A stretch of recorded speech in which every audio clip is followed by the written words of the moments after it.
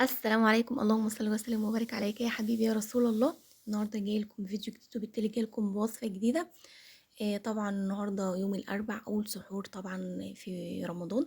فاحنا لازم نعمل حاجه طريه كده علشان لزوم السحور دي طقوس يا جماعه. طبعا في كل البيوت لازم كده نخبز العيش بتاع السحور في البيت.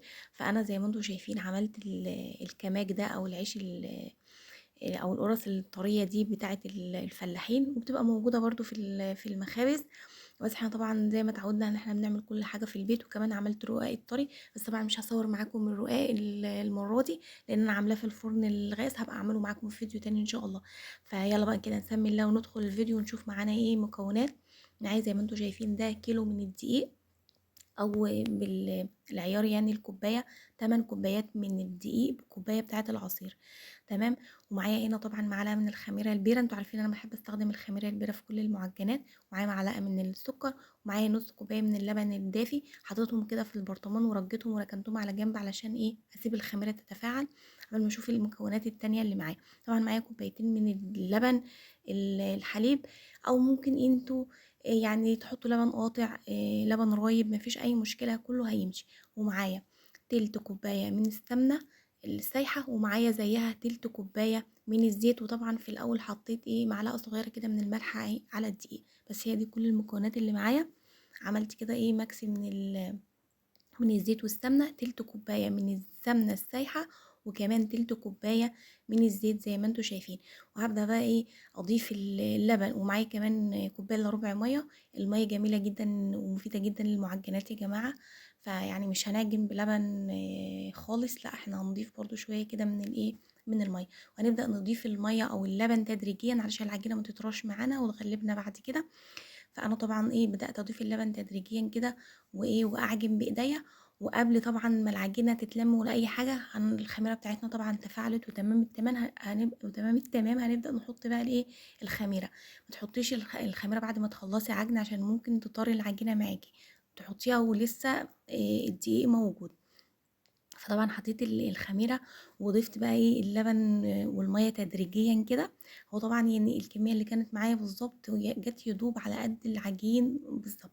فافضل بقى احاول بقى اخلط الدقيق بقى بالسوائل اللي معايا دي، زي ما انتوا شايفين كده اللبن والميه، لغايه العجينه طبعا ما تلم معايا والدقيق يختفي تماما. زي ما انتوا شايفين كده انا طبعا ما فصلتش المقطع ده من اوله.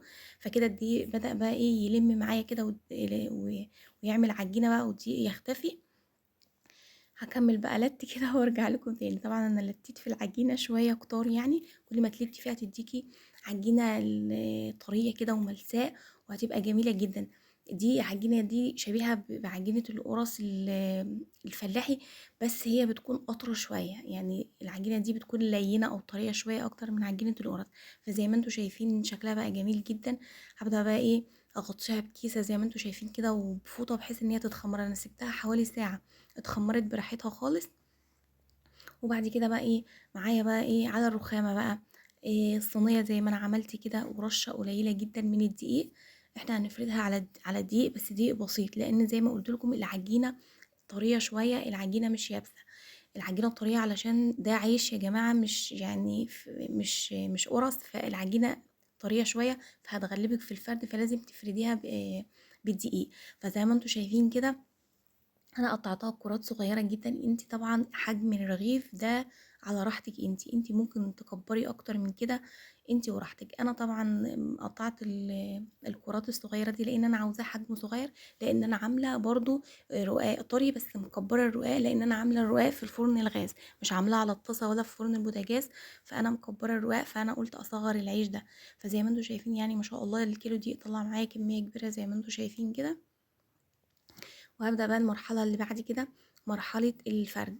يعني لما تعجني العجينة يا جماعة لازم تسيبيها ترتاح وتسيبيها تختمر وتاخد راحتها قبل ما تقطعيها. فانا طبعا معايا النشابه اللي هي بتاعه القرص دي، والنشابه بتاعه العيش التانية. فانتي وراحتك دي هتشتغل ودي هتشتغل.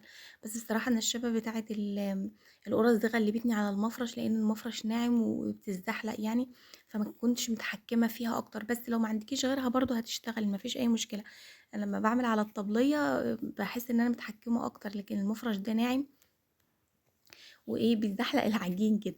المهم طبعا انا معايا فردت المفرش بتاعي كده ورشيت رشه بسيطه برضو من الدقيق، وهبدا بقى ايه افرد بالنشابه زي ما انتوا شايفين. انا عملت يعني مدور، وعملته كمان على الطول ده جميل جدا والله.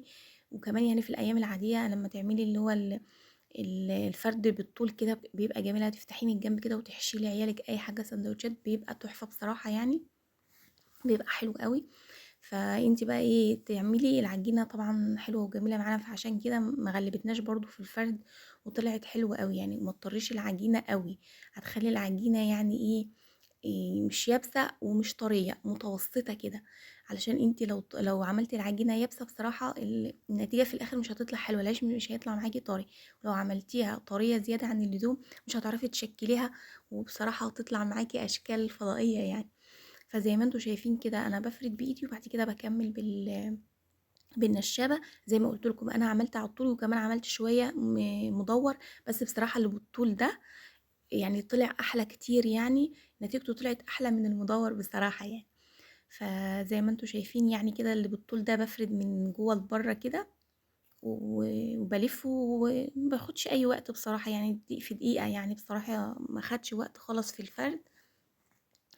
يعني هو كله كده ما خدش ساعة زمن يعني، هو الوقت بيبقى في التخمير يعني. فاحنا سيبناها اختمرت في الاول وهي عجينة، علشان كده احنا فردناها ويا دوب سيبناها حوالي 10 دقايق وخبزناها على طول.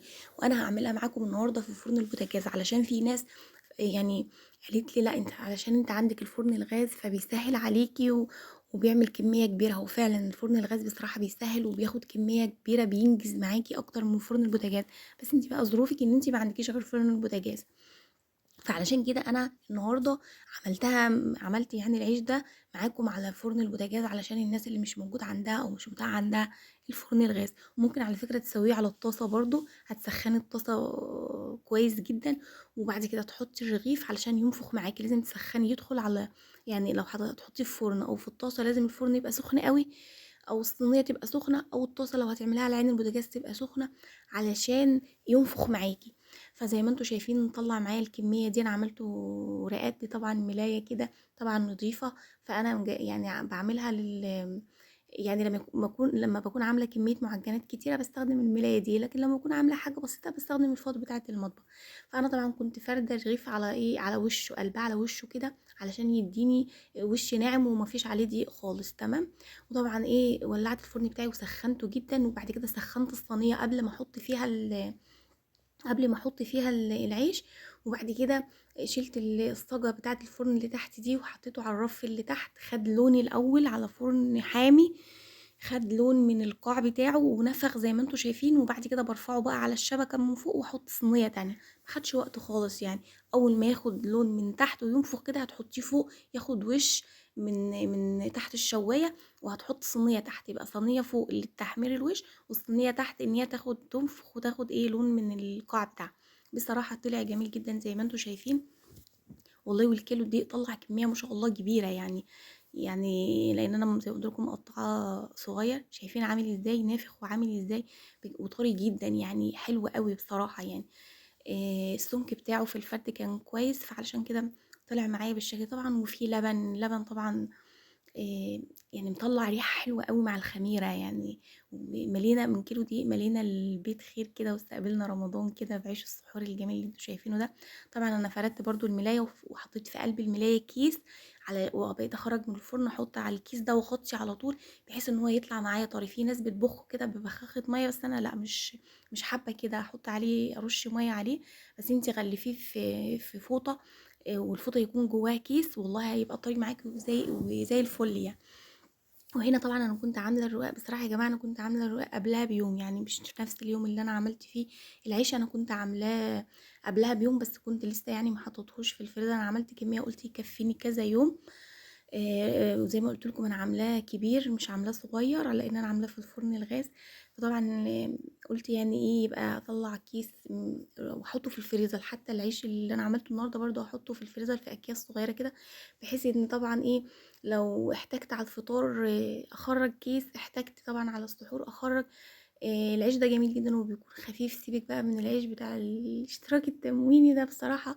وكمان حتى لو أنتِ هتجيبيه من برّه برضه هتفضلي واقفة على الفرن أو جوزِك يفضل واقف على الفرن ووقت وأنتم صايمين ومفرهدين، تختصري الوقت طبعًا والله. وكمان العيش لمّا بتجيبيه برّه البطاقة ده بيبقى غالي، وكمان يعني ما يتاكلش، فالأحسن إن أنتِ تعملي في البيت. وكانت دي النتيجة معايا بصراحة جميلة جدًا، وشايفين طلع معايا كمية مالينا البيت خير. وكل سنة وأنتم طيبين، يا ريت بقى تشتركوا عندي على القناة وتفعلوا زر الجرس، ويا ريت كمان تتابعوني على صفحتي على الفيسبوك بنفس الاسم سيلا channel. والسلام عليكم ورحمة الله وبركاته، كل سنة وأنتم طيبين وباحبكم في الله.